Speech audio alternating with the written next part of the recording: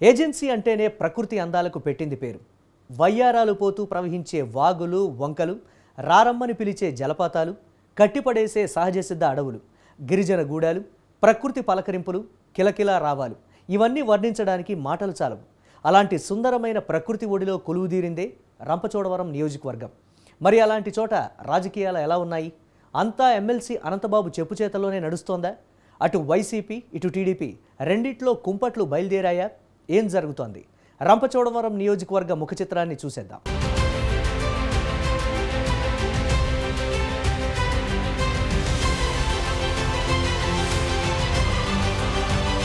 Maredumilli ghat road అందాలు, ప్రకృతి రమణీయతకు నెలవైన అడవులు, పాపికొండల అద్భుత జలయాత్ర, గండిపోచమ్మ ప్రసిద్ధ ఆలయం, పర్యాటకులను కట్టిపడేసే మోతుగూడెం సుందర జలపాతాలు, ఏపీ జెన్కో జల విద్యుత్ కేంద్రం, ఇలా ఎన్నో వింతలు విశేషాలకు రంపచోడవరం పెట్టింది పేరు. ప్రకృతే కాదు, ఇక్కడి రాజకీయాలు కూడా చాలా స్పెషల్ అనే చెప్పాలి.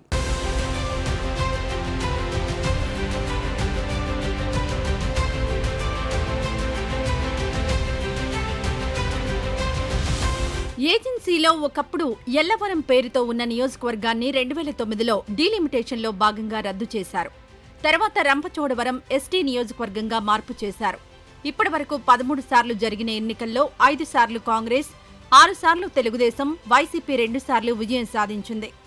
ఈ నియోజకవర్గంలో 2,25,007 మంది ఓటర్లుండగా పురుష ఓటర్లు 1,11,274 మంది ఉన్నారు. మహిళా ఓటర్లు 1,13,721 మంది ఉన్నారు. మహిళా ఓటర్లు ఇక్కడ గెలుపోటములను ప్రభావితం చేస్తుంటారు. నియోజకవర్గంలో మారేడుమిల్లి, దేవీపట్నం, వైరామవరం, అడ్డతీగల, గంగవరం, రంపచోడవరం, రాజవొమ్మంగి మండలాలున్నాయి. పోలవరం ప్రాజెక్టు ముంపు మండలాలైన కూనవరం, చింతూరు, వరరామచంద్రపురం, ఎటపాకలను రంపచోడవరంలో కలిపారు.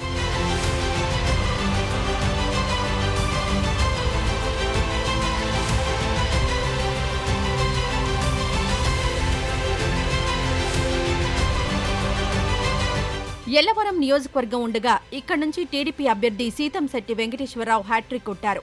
3 సార్లు విజయం సాధించారు. తర్వాత ఇదే పార్టీకి చెందిన చిన్నం జోగారావు 2 సార్లు, కాంగ్రెస్ పార్టీకి చెందిన చోడి మల్లికార్జున 2 సార్లు విజయం సాధించారు. ఆ తర్వాత అందరూ ఒక్కొక్కసారి గెలిచిన వారే. 2009లో రంపచోడవరం నియోజకవర్గం ఏర్పడిన తర్వాత 3 సార్లు ఎన్నికలు జరిగాయి. అప్పుడు కాంగ్రెస్ నుంచి పోటీ చేసిన కె సత్యనారాయణ విజయం సాధించారు. టీడీపీ నుంచి పోటీ చేసిన చిన్నం బాబు రమేష్ పై 10,803 ఓట్ల తేడాతో గెలుపొందారు. 2014లో జరిగిన ఎన్నికల్లో వైసీపీ నుంచి పోటీ చేసిన వి రాజేశ్వరి విజయం సాధించారు. తన సమీప ప్రత్యర్థి టీడీపీ నుంచి పోటీ చేసిన ఎస్ వెంకటేశ్వరరావుపై 6,673 ఓట్ల తేడాతో గెలుపొందారు. ఇకపోతే 2019లో వైసీపీ నుంచి పోటీ చేసిన నాగులపల్లి ధనలక్ష్మి గెలుపొందారు. తన సమీప ప్రత్యర్థి టీడీపీ నుంచి పోటీ చేసిన వంతల రాజేశ్వరిపై 39,106 ఓట్ల తేడాతో గెలుపొందారు.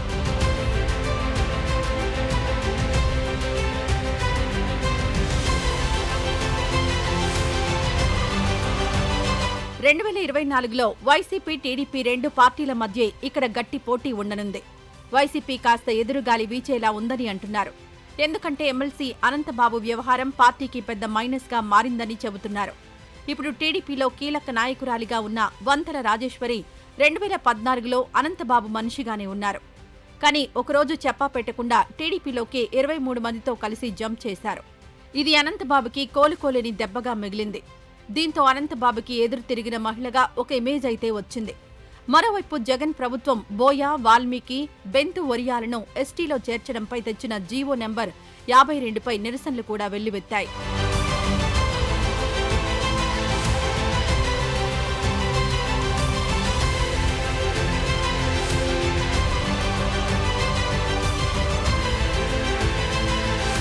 రెండు 2014లో తెలుగుదేశం పార్టీలోకి 23 మంది వైసీపీ ఎమ్మెల్యేలు జంప్ చేశారు. అలా వెళ్లిన వారిలో వి రాజేశ్వరి ఒకరు. ఆమె 2019లో ఓడిపోయారు. ఇప్పుడు ఎమ్మెల్సీ అనంతబాబుని ఎదిరించిన మహిళగా పేరు పొందారు. ఏజెన్సీలో జరిగే ఎన్నో అరాచకాలకు అనంతబాబే కారణమనే వార్తలు నెట్టింట వైరల్ అవుతున్నాయి. 2014లో వైసీపీ నుంచి గెలిచిన వంతల రాజేశ్వరి కండువా మార్చి తెలుగుదేశం పార్టీలోకి వెళ్లారు. అయితే ఎప్పటినుంచో రంపచోడవరం నియోజకవర్గం తెలుగుదేశానికి కంచుకోటగా ఉంది. అక్కడ ఇంతకు ముందు గెలిచిన మాజీ ఎమ్మెల్యేలు సీతంశెట్టి వెంకటేశ్వరరావు, చిన్నం జోగారావులు సీనియర్లుగా ఉన్నారు. ఈవిడ సడన్ గా ఆ పార్టీ నుంచి ఈ పార్టీకి రావడంతో వీరి సీటుకి ఎసరొచ్చింది. దీంతో ఈమెకు పార్టీలో ఒక వర్గం నాయకులు సహాయ నిరాకరణ చేయడం మొదలుపెట్టారు. ఇదిలా ఉండగా 2019లో టీడీపీ సీటు దక్కించుకున్న రాజేశ్వరి ఆ ఎన్నికల్లో పరాజయం పాలయ్యారు. దీంతో ఇప్పుడు 2024లో ఆమెకు సీటు రాకుండా తెలుగు తమ్ముళ్లు పావులు కదిపారు.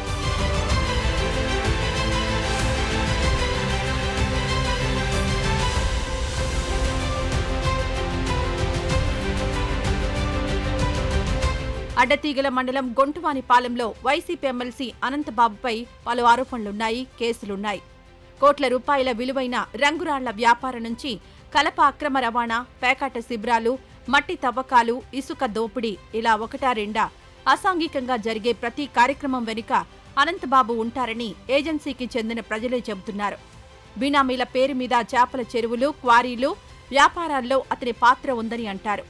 మన్యం నుంచి విలువైన కలప అక్రమంగా సరిహద్దులు దాటిస్తున్నారనే విమర్శలున్నాయి. అన్నీ తెలిసినా అధికారులు దాడులు చేయకుండా ఉండిపోవడం వెనుక పెద్దల హస్తం ఉందని అంటారు.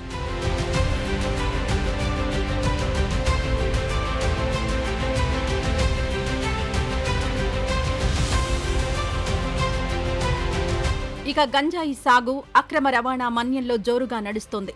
ఏ అక్రమాలు జరిగినా అధికారులు ప్రశ్నించడానికి వీల్లేదని, ప్రశ్నించినా ఎదురు తిరిగినా అక్కడ్నుంచి బదిలీ కావడం నిమిషాల్లో జరిగిపోతుందని అంటున్నారు.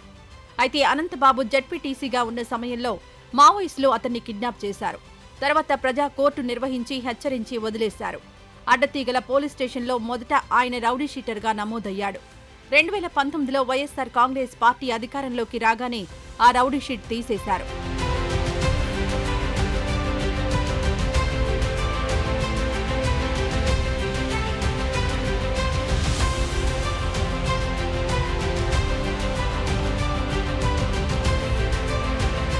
ఏజెన్సీ ప్రాంతం అంటేనే ఒక చిన్న చూపు.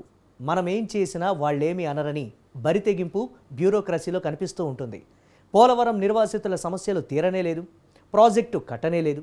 కానీ ప్రజలను వెళ్లగొట్టారనే విమర్శలైతే ఉన్నాయి. పర్యాటకంగా ఎంతో అభివృద్ధి చెందాల్సి ఉన్నా అనుకున్న స్థాయిలో పురోగతి మాత్రం జరగడం లేదు. ఆదివాసీల విలువైన భూములను కార్పొరేట్ సంస్థలకు కట్టబెట్టేందుకు కేంద్ర రాష్ట్ర ప్రభుత్వాలు ప్రయత్నిస్తున్నాయని సిపిఎం నేతలు ఆరోపిస్తూ ఉంటారు. ఇకపోతే పోలవరం నిర్వాసితుల సమస్యలు అలాగే ఉన్నాయి. వారికి తీవ్ర అన్యాయం జరిగింది. పరిహారం, పునరావాసం వంటివి అమలు చేయకుండా ప్రాజెక్టు నిర్మాణంపై మాత్రమే దృష్టి పెట్టి గిరిజనులు, ప్రజలు గ్రామాలను ఖాళీ చేసి పారిపోయేలా అటు టీడీపీ, ఇటు వైసీపీ రెండు ప్రభుత్వాలు చేశాయని అంటారు. ఇప్పుడు ప్రాజెక్టు పూర్తి కాలేదు. అదెప్పటికీ అవుతుందో తెలియదు. కానీ గిరిజనులను మాత్రం నిర్వాసితులను చేశారనే విమర్శలైతే ఉన్నాయి. అటవీ హక్కుల సవరణ చట్టం తీసుకొచ్చి గిరిజనులను అటవీ ప్రాంతం నుంచి తరిమేసే కుట్రలు జరుగుతున్నాయని అంటున్నారు. జగన్ ప్రభుత్వం ఏర్పడిన తర్వాత నిర్వాసితులకు 10 లక్షలు ఇస్తామని, భూమి కోల్పోయిన వారికి భూమి ఇస్తామని హామీ ఇచ్చారని, నేటికి అవి నెరవేరలేదని ప్రజలు ఆరోపిస్తున్నారు.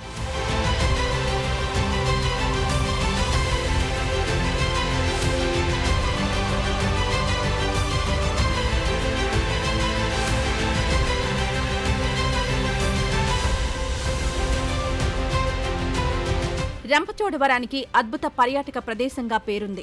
కానీ అరకు మాదిరిగా అభివృద్ధి చెందలేదు. రంపచోడవరం, మారేడుమిల్లి ప్రాంతాల్లో సహజసిద్ధ జలపాతాలున్నాయి. ఇక దేవీపట్నంకొస్తే పాపికొండలు పడవ ప్రయాణం చేయవచ్చు. ఏడాది పొడవునా ప్రవహించే వాగులు, జలపాతాలు నియోజకవర్గం సొంతం. పచ్చని అడవుల మధ్య పర్యాటక ప్రియుల్ని ఇవి కట్టిపడేస్తూ ఉంటాయి. మన తెలుగు రాష్ట్రాల నుంచే కాకుండా దేశంలోని ఇతర ప్రాంతాల నుంచి ఇక్కడికొస్తుంటారు. ముఖ్యంగా రంపచోడవరం వాటర్ ఫాల్స్, ఇంకా దీనికి సమీపంలోని ఐపోలవరం వాగు వద్దకు పర్యాటకులు అధికంగా వెళ్తుంటారు.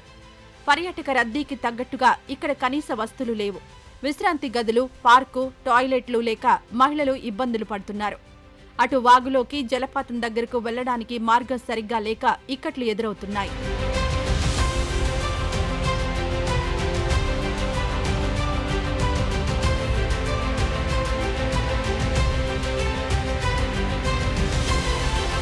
పుష్ప సినిమా షూటింగ్ చాలా భాగం మారేడుమిల్లి అడవుల్లోనే జరిగింది. పుష్ప పార్ట్ 2 షూటింగ్ కూడా ఇక్కడే తీస్తున్నారు. సుమారు 4 నెలలు హీరో అల్లు అర్జున్ మారేడుమిల్లిలోనే షూటింగ్ నిమిత్తం ఉండిపోయాడు. అయితే సామాన్యులు ఏజెన్సీ అందాలను ఆస్వాదించవచ్చుగాని రాత్రిళ్లు స్టే చేయకపోవడమే మంచిదని అంటారు. ఒకవేళ ఉండాల్సి వస్తే దోమలు కుట్టకుండా జాగ్రత్తలు తీసుకోవాలని అంటున్నారు. పుష్ప సినిమా తర్వాత సినిమా షూటింగ్లు ఎక్కువ జరుగుతున్నాయని, కానీ వారికి తగిన సౌకర్యాలు లేవని అంటున్నారు.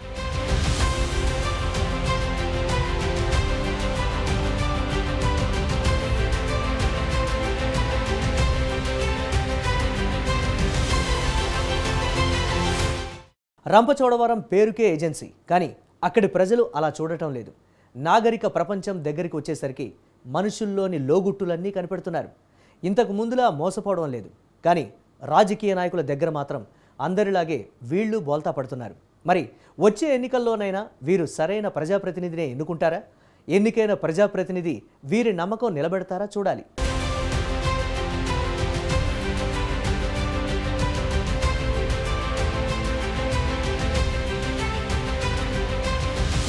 ఇవి ఇవాల్టి రణక్షేత్రం విశేషాలు. రేపటి రణక్షేత్రంలో మరో 2 నియోజకవర్గాల వివరాలతో కలుద్దాం. కీప్ వాచింగ్ స్వతంత్ర.